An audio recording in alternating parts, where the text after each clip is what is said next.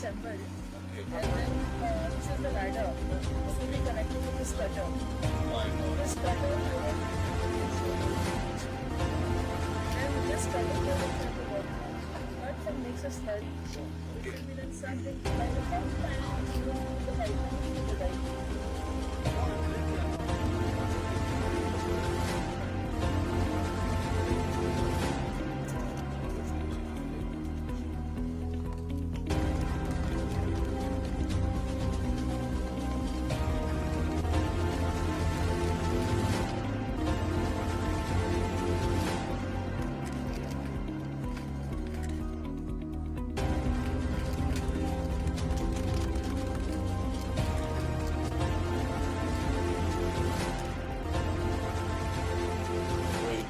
Stage the last 4 or 5 years,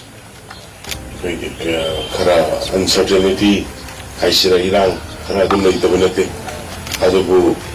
with the blessing of God, with the support of the masses, normalcy has returned, returning slowly, and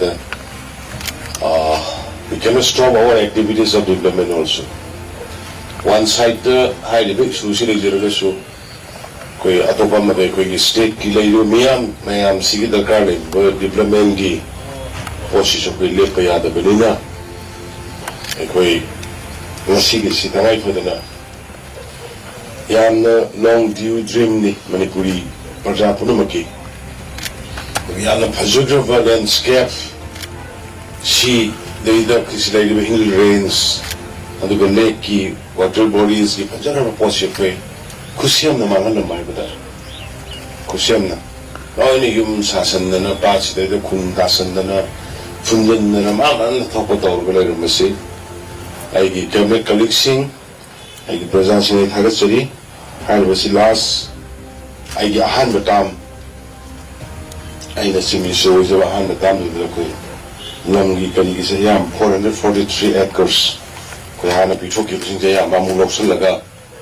Masjidnya water body sangkut na baina kan na mamang itam lu hono kuni adubu due to shortage of funds adugi koi hawang gi dabne to kuji pia koi NDB ke makhada altogether 650 crores along with the beautification high top gane koi se thong the suya we say the art thong ma makhada da koi water body le kan the hi ga chakadoi adugi post koi ngasi Isona sangi the number of young blessing that you pay Nongthombam over there.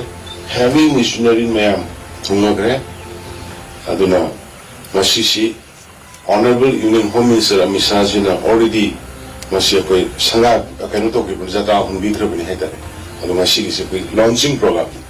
Hore have to be a lot souvenir, and the Masidata Mayam Punamana, Pachida, Labiriba or Hana Labirum.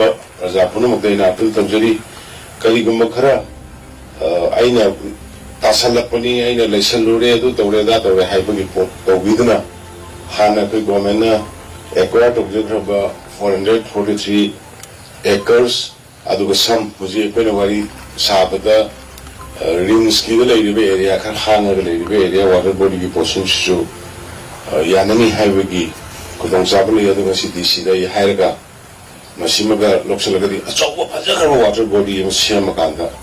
As I know, I say, you walk on the lake with dream, say the Kogi, Langol view in the simple is Ani, Langol view any Sida Magani, I could target observation. Adubu Matamna, Mama Matamdu, COVID lucky, Koki, but not with the Blumen and Maka, such a woman get re, and the cable car gave provision New York. A coin of Kanjo had Se water body is a lot of river, see areas the platform, see a high hill locks and cigar. Cable car to Organ.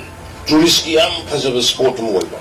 I do this with Koi Pakasatani, so in Madu is Honazagini, and Mayam Manipuri Prajapunamaka, Maro in Lamphelpat, Biren, Mayam Punamaka, Hanegi Mamangi, the Legamba, Lamphelpat, Compiris Hassan. Jona Torokana Masipi, Lake Magi, and the machine I quit Sida Quiggy, Yal Boki Canosi, not only beautification, water body, drinking water, drinking water, water supply scheme, the proposal of the already department seeing expression kind of a and Miami Corporation ship to Jedi, project duration 4 years. Thong, she had our Pogalina. Thong with already Thong here for Madame beautification resort type to get organ. A project was 1,255.84 crore guinea NDB funding is issue. And the state shared 119 crore. Project is a me and the operation maintenance 7 years. Moina Pugudaba. And the Masidi area covered 16 Imphal Municipal Ward. Aduga Masigi Maru was in a second, Shuesgi, Kadigi, hygienic waiver, sanitation, the decentralized system of Shues treatment. Aduga Lamphelpat is related to see 60 MLD, and the Masi 27 MLD that we have a Karini, and the storing capacity. And then Mioi La Marimuki, Mayada, Machina, Tola, Pato Mayamuki, subside over the Bahada, Toibo, Legislative solution, Tono Mams and the Kanohonari, the Sakara's issue, Hungary, Nation Ishuni, is a state issue, class, ethnic class, nothing, and the Nation Levak, you have a pony, have a portama. They are clearly Tangrabina, when a very support of state government support of Kanda. I could get day to day the other Tabuxin. School Kapa, college Kapa, office Kapa, low sing Uber, Magi Saka Torangi, development is a target, we have a project on set. A quick Amuk, Tamnekoi. With the support of the masses, how many she has in my appeal to me? Hana speed 10 kilometers, 20-30 kilometers at that. And the man give a town, Marisiki. Back up the number, speed back to pick up the Butai, and Hanni Mani Budo, and San Mountain, or hang up on the